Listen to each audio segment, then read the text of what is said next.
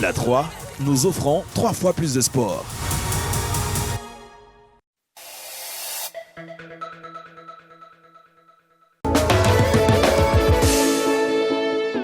Nous sommes de retour sur le plateau de la Grande Team. Merci d'être avec nous et merci d'être aussi nombreux et nombreuses. Et oui, à nous suivre beaucoup de dames qui regardent cette émission. Merci à vous, mesdames. Ça nous fait très plaisir d'être avec vous du lundi au vendredi de 20h30 à 22h. Nous sommes en direct et nous pouvons interagir avec vous et vous avec nous. Voilà, c'est vice-versa. Donc, n'hésitez pas, écrivez-nous un maximum de messages sur la page Facebook de la 3 qui est là, qui est à votre disposition. Et vous pouvez réagir au sujet de tout ce qui se passe sur le plateau, tous les sujets qu'on aborde. Et vous avez également votre mot à dire, donc n'hésitez pas à le faire. La team de ce soir, on a Jean-Philippe Pourria, on a Roger Stéphane, on a D'Angeles Kofi, qui est en mode danseur. Ouais. On sent que le week-end a été bon. Roger. Il sera là le vendredi. C'est ça. Mais ça, c'est pas Roger, c'est Walleux Ballot. Et puis Henri Jo. Il a dit Roger Millet, il n'a pas dit Roger Stéphane. Il a dit Roger Millet. Allez, Henri Jo, vous êtes allé à la rencontre de sportives, nous disiez-vous, c'est ça, n'est-ce pas? Voilà, les Ivoiriens aiment le sport, les Ivoiriens veulent toujours garder une bonne forme physique et pour cela, ils s'adonnent au sport. Mais cette fois-ci, on a décidé quand même d'aller à la rencontre des dames qui ont décidé aussi de garder une très bonne santé physique et cela à travers le taekwondo. Alors, nous étions à l'université Félix Houphouët-Boigny. Regardez, puis vous allez découvrir de très belles choses. Oh là là, c'est qui ça?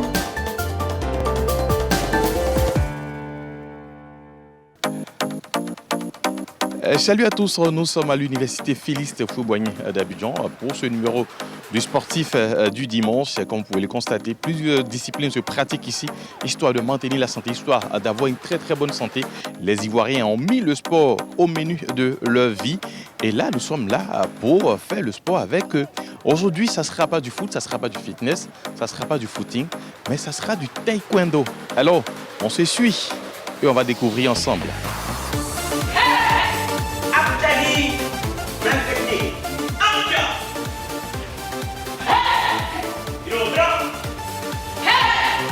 Allez, bien, là, au-dessus de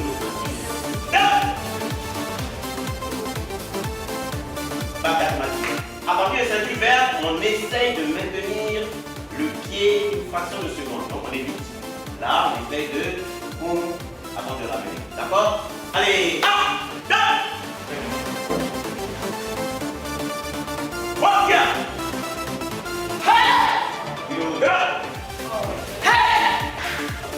Je maintiens, je ramène, je descends. D'accord? On essaye. 1. Bien. Arrête de m'impliquer et rentrer dans les muscles là.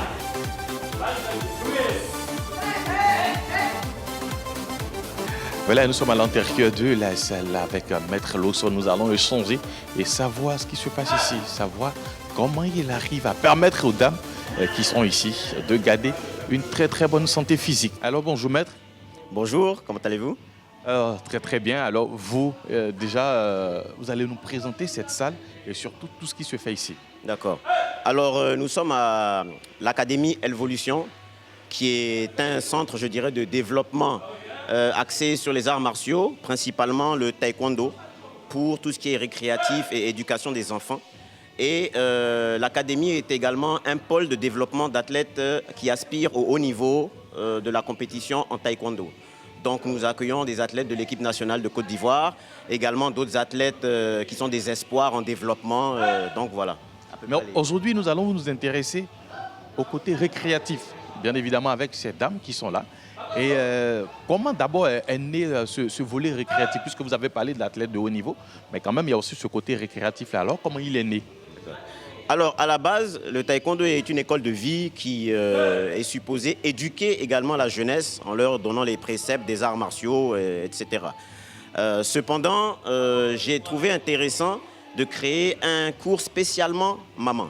Pourquoi? Parce que je me suis rendu compte qu'en Côte d'Ivoire, souvent, il y a des idées reçues chez les adultes qui se disent que non, les arts martiaux, le taekwondo, ce n'est que pour les enfants.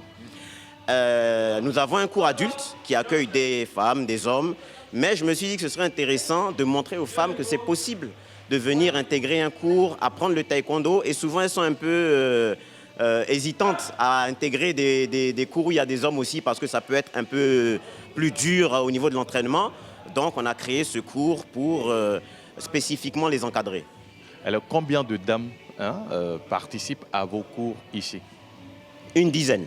Elles ne sont pas toutes là aujourd'hui, mais nous avons une dizaine de dames qui sont inscrites. Donc, au début, il y en avait 3. Et puis, de fil en aiguille, elles se sont rendues compte que ce n'est pas si compliqué. Elles ont appelé d'autres amis. Et aujourd'hui, le club grandit. Donc, on est bien content parce que je dirais que c'est, de tous nos programmes, c'est celui qui est le plus sérieux. C'est-à-dire que les dames, quand elles viennent s'entraîner, on sait qu'elles viennent vraiment pour le faire. Et il y a des papas, petite anecdote, qui se sont plaints. Ils disent, mais pourquoi tu ne fais pas un cours pour les papas? J'ai dit, non, vous les hommes, vous n'êtes pas sérieux. Quand les femmes décident de faire quelque chose, elles le font du début à la fin. Vous les hommes, vous commencez, vous abandonnez. Donc voilà un peu. Alors, maître, nous avons assez parlé. On va passer maintenant à la phase pratique.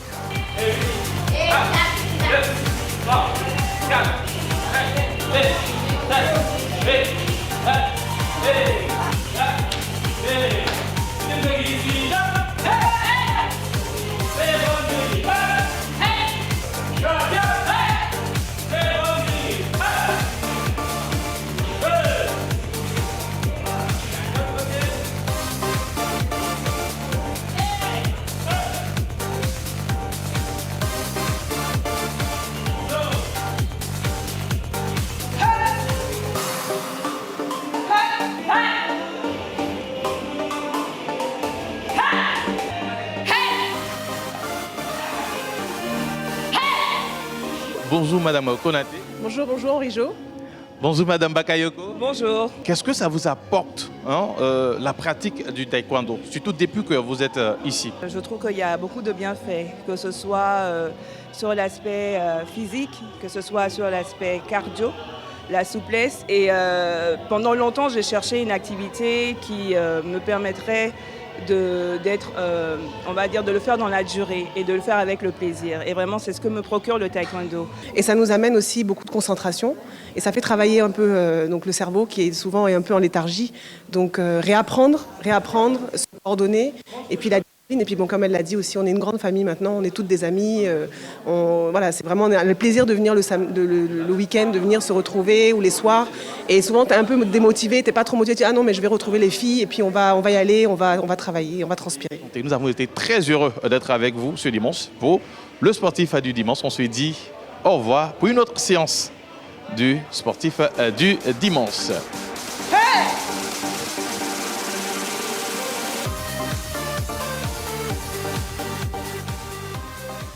Non, ça, c'est un grand reportage. Ouais. Bon, La surprise est belle. Comment? Non, mais j'ai vu... Ne me provoquez pas. J'ai vu une ceinture jaune là-bas avec des mouvements même. Avec un visage très concentré. Ouais. Je salue toutes mes collègues, mesdames. Alors, vous avez reconnu Tia, non? Ouais, avec les ateliers. Ah, d'accord. C'est-à-dire que son mouvement, parce que Voilà, allez, sur maître. l'image, il y a eu un mouvement magnifique. Hein. Voilà.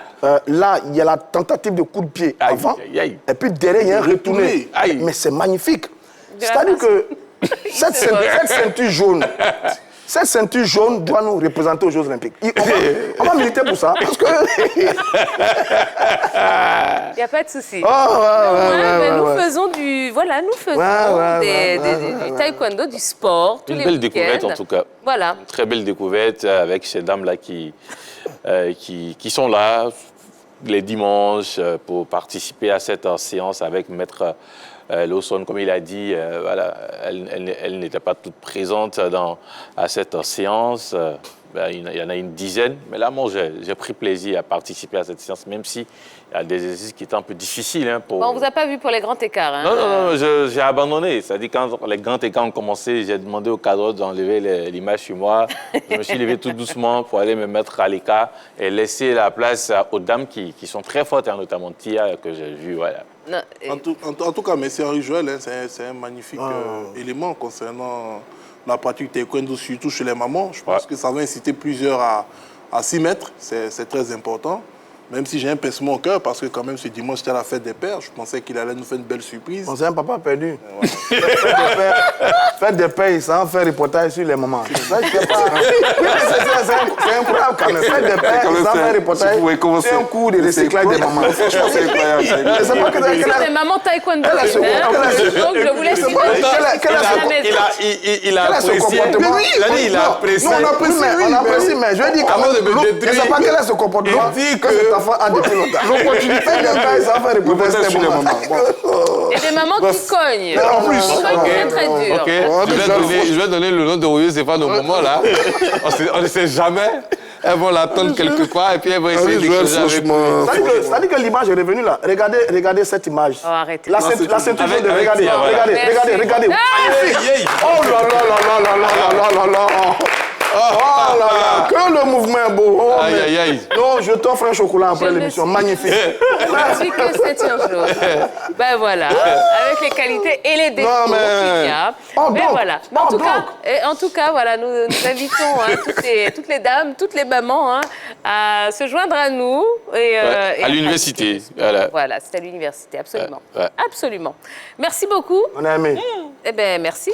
Allez, on va toujours vous êtes invités quand vous voulez, messieurs. Dorgelès est prévenu. On a toujours besoin de cobayes pour tester nos... Je crois dire que Dorgelès est prévenu. Elles ont voulu que moi je teste, j'ai dit non, il y a des amusements, il ne faut pas faire. Je vais te mettre Coubougnon à Chine. Tu viens d'arriver, il ne faut pas faire. Les tantilles là vont commencer à mettre le pied au niveau de la tête. Allez, très bien. Ben, merci beaucoup. Allez, on va enchaîner avec la suite. Oui, on va parler football maintenant. On va faire le point après la 24e journée de Ligue 1. C'est le focus de ce soir.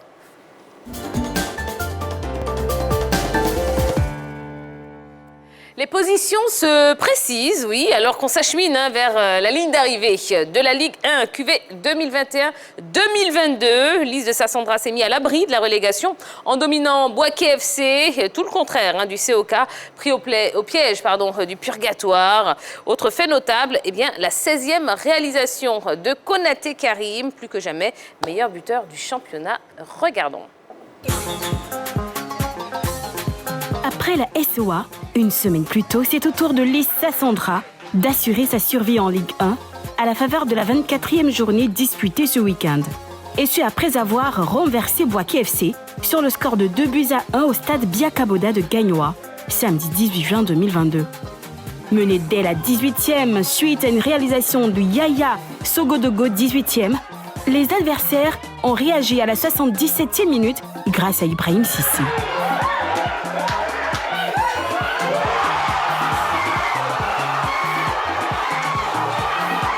À 5 minutes de la fin du match, c'est Hubert Ponté qui éteint les étoiles du Béquet et offre la victoire à Lys Sassandra 2-1, 85e. Un succès décisif pour la bande à Michel Bandé, assuré du maintien avec ses 32 points au compteur. Contrairement au Lys Sassandra, le CO Korogo retourne au purgatoire après sa défaite contre la SEC Mimosa hier, dimanche au Champrou. En quête de points, les hommes du Poro n'ont pu résister à la furie d'une équipe de la SEC Mimosa, conduite par Konaté Karim, buteur sur pénalty à la 60e minute. Le meilleur buteur du championnat est parti, il a frappé, contre-pied, 1-0 pour la SEC Mimosa à la 60e minute. Une défaite qui signe l'arrêt de mort des Corogolais, 15 points, définitivement relégués en Ligue 2. Bon, alors le COK définitivement relégué en Ligue 2. Un petit commentaire, messieurs. C'est dommage pour cette équipe qui a en son sein le deuxième meilleur buteur du championnat cadet, qui marque énormément, qui malheureusement va avoir son équipe descendre en Ligue 2. On était très heureux de voir cette équipe revenir la saison passée après les playoffs au niveau de la Ligue 2 où cette équipe et l'équipe de Lys de Sassandra ont pu sortir du lot de 3 puisque c'est Mouna FC qui est resté à quai après ce mini-championnat-là. On était très heureux de voir cette équipe retourner en Ligue 1. Malheureusement, ça sera l'ascenseur. Voilà, ils vont retourner. Mais en même temps, portons des gants.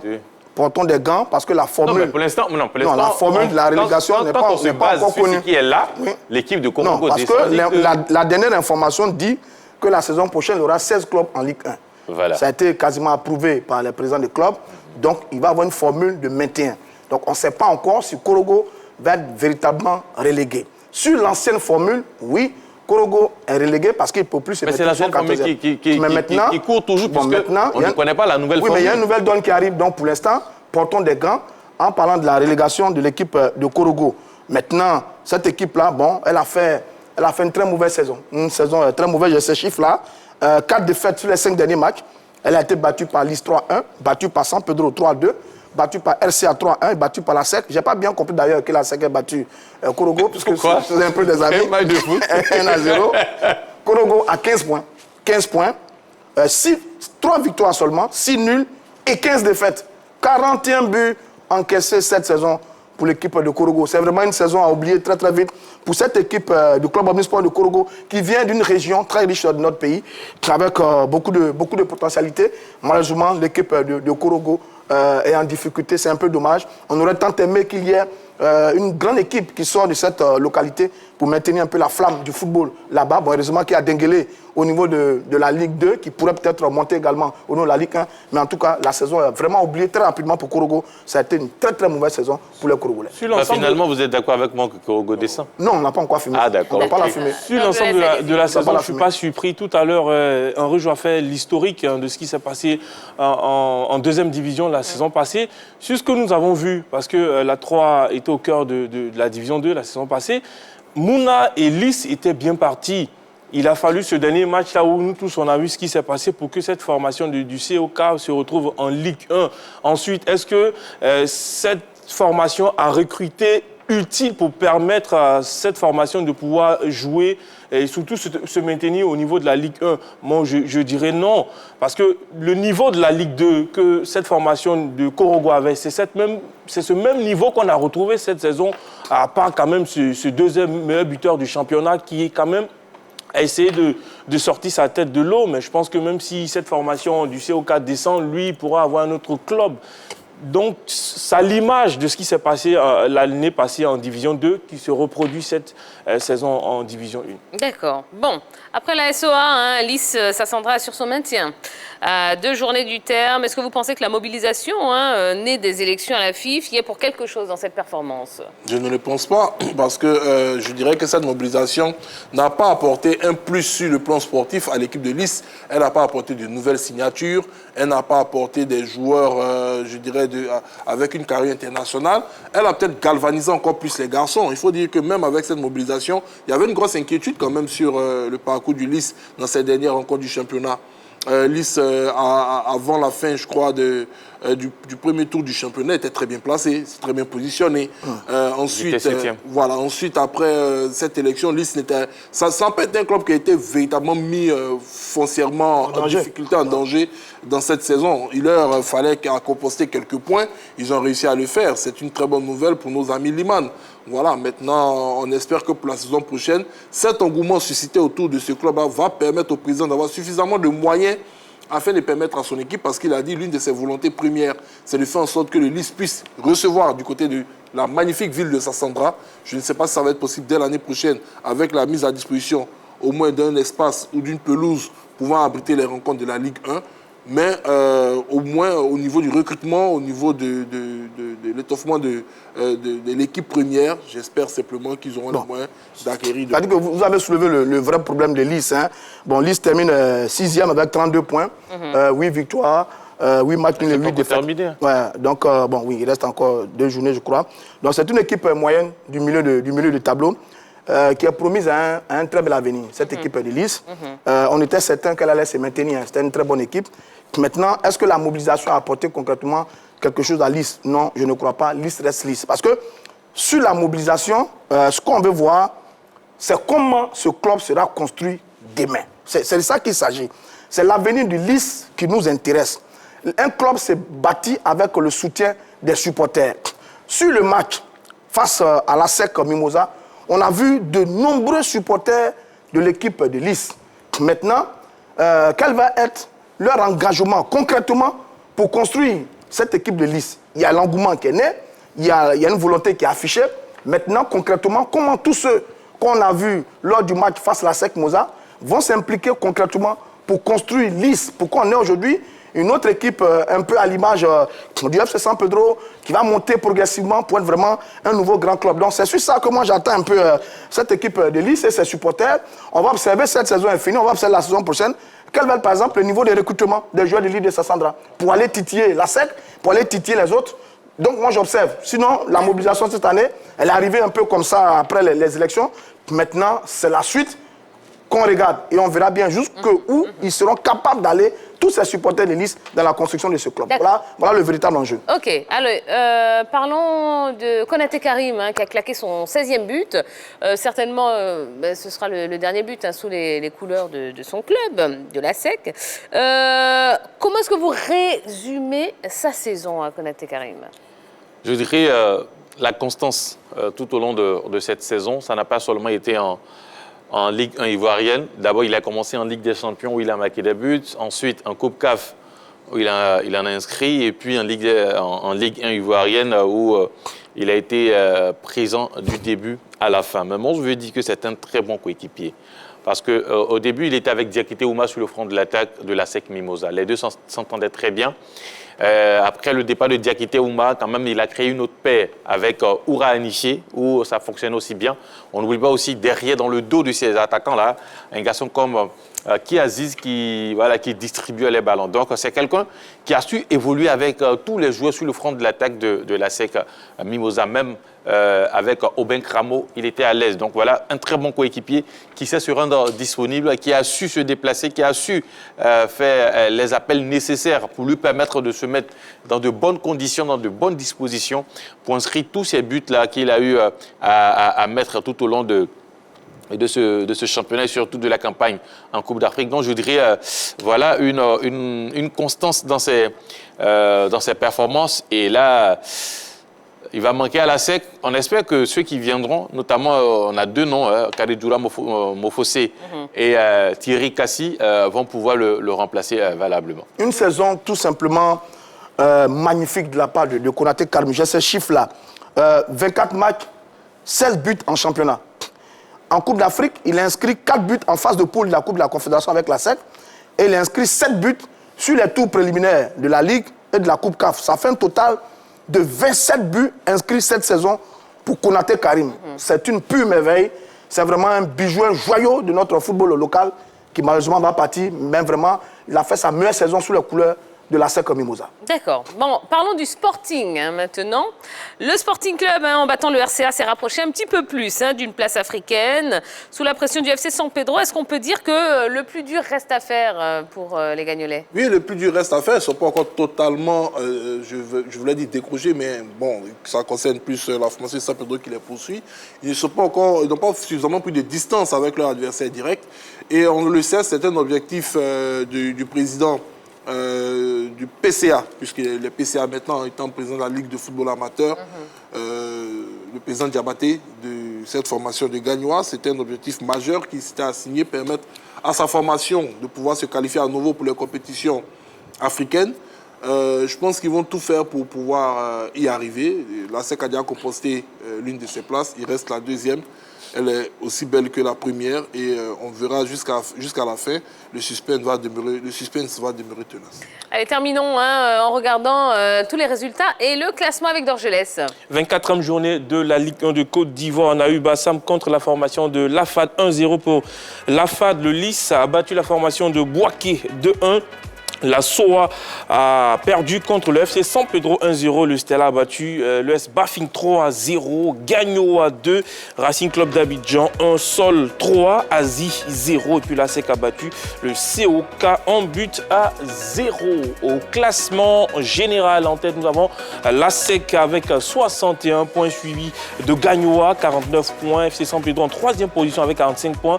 Bafing 4e avec 34 points en bas du classement. On retrouve la formation de Bassam, 12e avec 25 points, Azida Bengourou, 23 points, 14e, COK, 15 points, tir. D'accord. Bon, et ben voilà, un petit peu. Donc, c'était le point de cette Ligue 1 après la 24e journée. Voilà. On va marquer une nouvelle pause dans ce numéro de la Grande Team. Juste après la pub, on parlera des éliminatoires de la CAN Cadet 2023. Et puis, on terminera l'émission avec les dernières informations concernant le stade qui a été malheureusement arrêté pour cause de pluie entre le stade et l'Africa. On vous donnera belles et dernières infos. Restez avec nous, on est ensemble et en direct jusqu'à 22h. À tout de suite.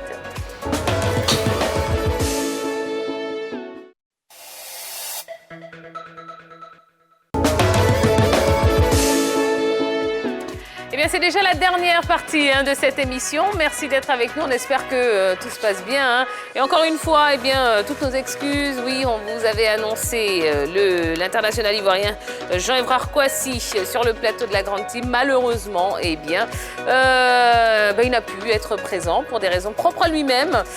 Mais c'est pas grave, ce n'est que partie remise. En tout cas, on tenait encore une fois à s'excuser pour les déconvenus.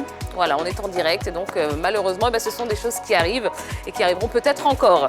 Rapidement, on va parler du tournoi UFOAB U17 2022. Les Éléphantos cadets affronteront demain, mardi 21 juin, en demi-finale, leurs homologues du Nigeria. Cette rencontre est à suivre en direct sur la 3. Et bien justement, cette rencontre face au Nigeria fait l'objet de la question LGT de ce soir. Les Éléphantos peuvent-ils passer l'obstacle du Nigeria? N'hésitez pas à y répondre via notre page Facebook, la page Facebook de la 3. Et bien on va en parler tout de suite, c'est l'actu de ce soir.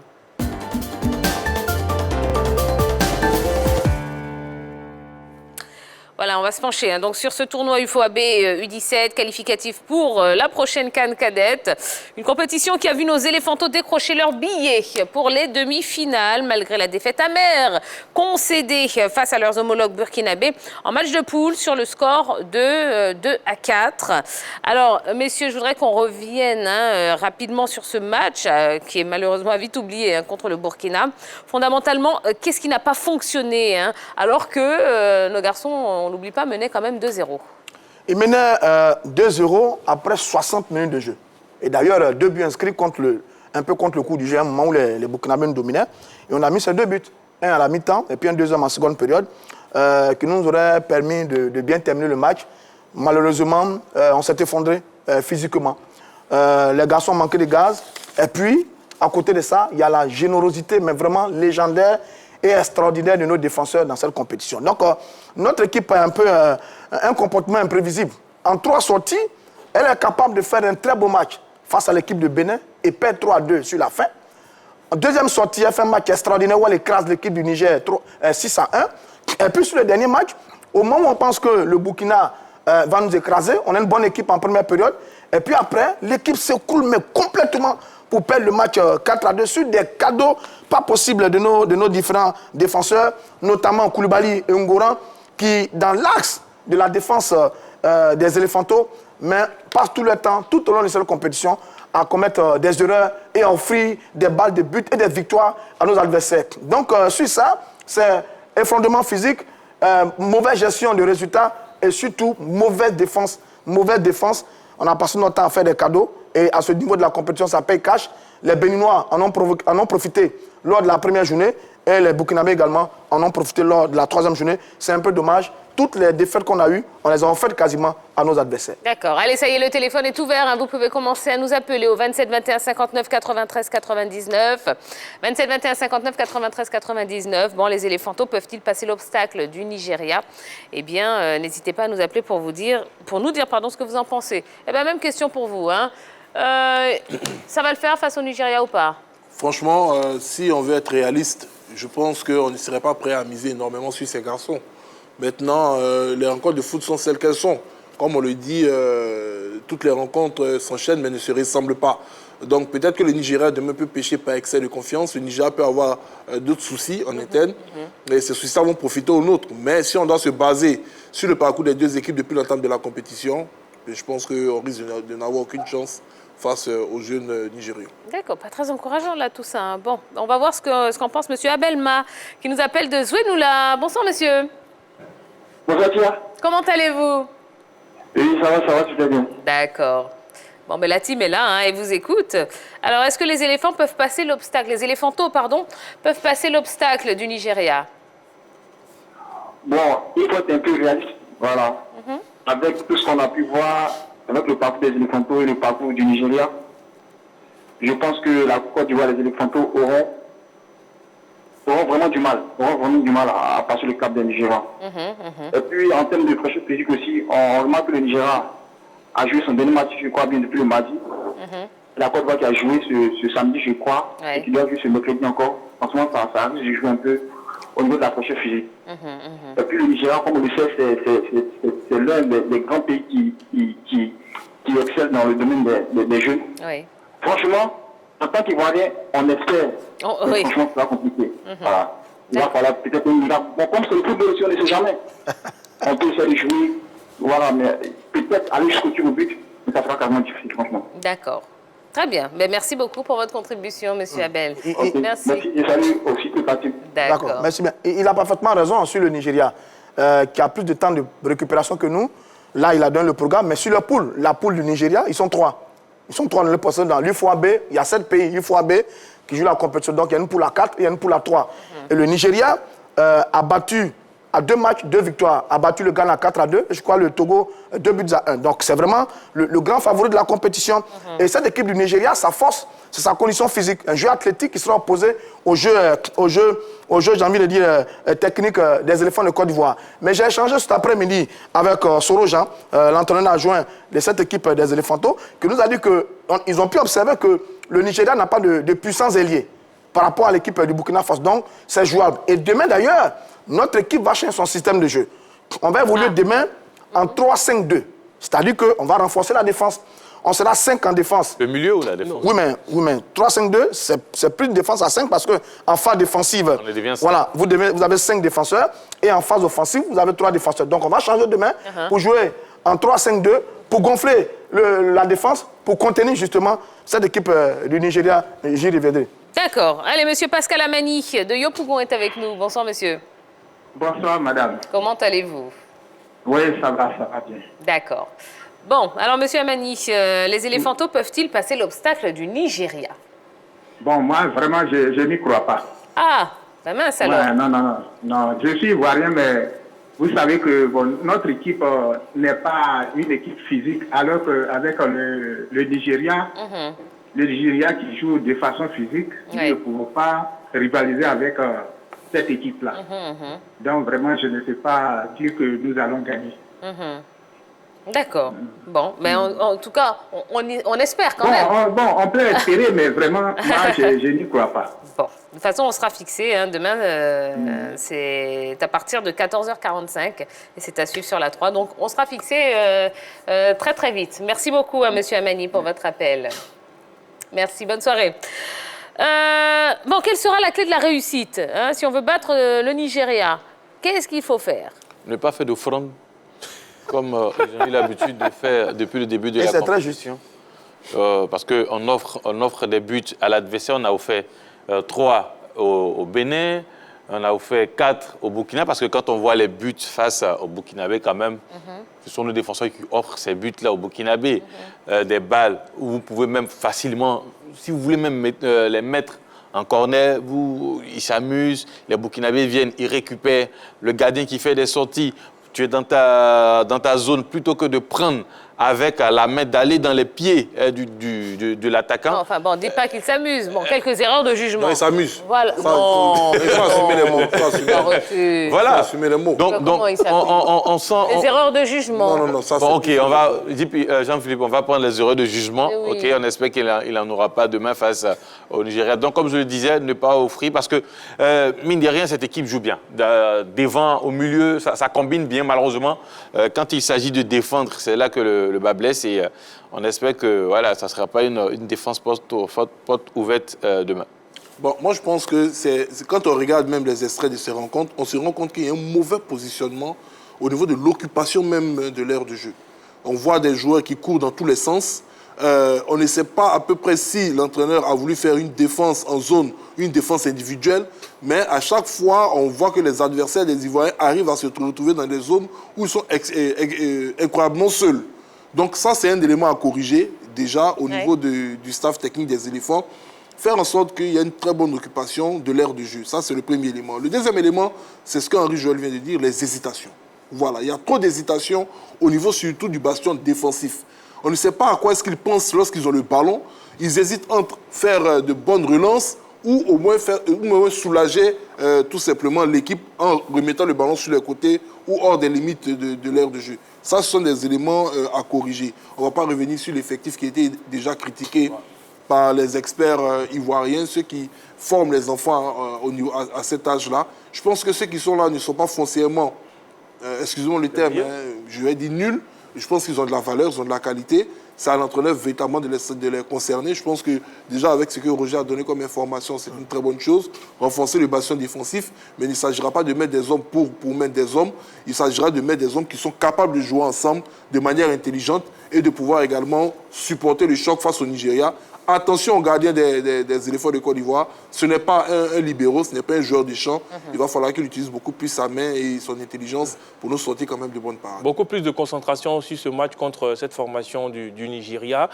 Parce qu'en face, une équipe déjà en place, Roger a dit ils n'ont pas d'hommes puissants sur les côtés, mais devant les buts, ils ont de bons joueurs. Donc on va demander beaucoup plus de concentration, de jouer ensemble, de ne pas jouer individuel, d'aller le maximum possible et essayer d'inquiéter cette équipe du Nigeria, même si on a du mal à dire aujourd'hui qu'on va aller en finale, mais si on... Mais on ira en finale. Mais vous en faites, on ira en finale. On espère. Déjà, donc, cette demi-finale, ce sera demain mardi, à suivre en direct sur la 3, donc Côte d'Ivoire-Nigeria. Allez, il nous reste quelques minutes pour parler de ce match Stade Africa. Très attendu, cette opposition comptant pour la 21e journée de Ligue 2, donc dans la poule B, a été interrompue pendant plus de 45 minutes en raison de la grosse pluie qui s'est abattue tout à l'heure sur Abidjan. Aussi, selon le règlement, eh bien, le match sera rejoué demain matin à 9h30 au stade Robert Champroux de Marcory. Alors, Henri Jo, vous qui étiez au Champroux pour la 3, parlez-nous un petit peu de l'ambiance qui a prévalu autour de ce match couperé. Très belle ambiance au stade Robert Champroux de Marcory. Les supporters des deux équipes ont effectué le déplacement pour les pousser à la victoire. Mais il faut reconnaître que les membres associés étaient les plus nombreux au stade Robert Champroux de Marcory. Et parmi eux, il y avait quand même des stars du showbiz qui étaient présentes. Yodé Yodé Siro, mais c'est Yodé qui était là. Voilà, c'est Yodé qui était là. Siro, oui. Siro est supporter de la SEC. David Taïro était présent. Le Magnifique était aussi présent. Donc voilà, il y avait une belle ambiance et surtout, ils ont décidé quand même d'accompagner l'équipe de l'Africa et surtout, ils se sont prononcés à notre micro avant le début du match. Bon, on sent que ça sera un match qui sera vraiment très, très, très spectaculaire. C'est un match qui sera à suspense avec beaucoup de rebondissements et ça ne sera pas facile. J'espère que l'enjeu ne va pas prendre le pas sur le jeu et qu'on aura de beaux gestes, on aura un bon jeu et l'Africa va gagner bien sûr. C'est la raison pour laquelle je suis là. Je le sens bien déjà parce que je pense que la mobilisation, les gens m'ont entendu et tout le monde est là et ça fait rien plaisir, ça fait le bon au cœur et puis bon voilà.